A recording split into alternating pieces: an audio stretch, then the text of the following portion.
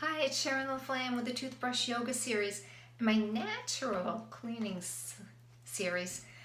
So there's my homemade earth paste, and it has a delightful peppermint smell because I put peppermint in. And this is the recipe, which I've actually posted because I've made an actual post on my Facebook page and it got a lot of interest.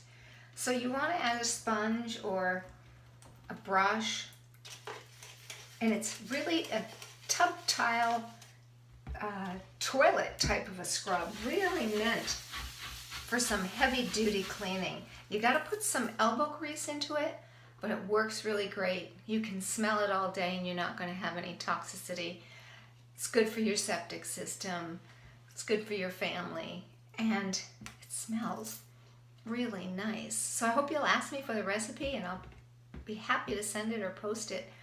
And one of the ways you can stay clean and green, keeping yourself healthy, happy. Have a wonderful, happy day.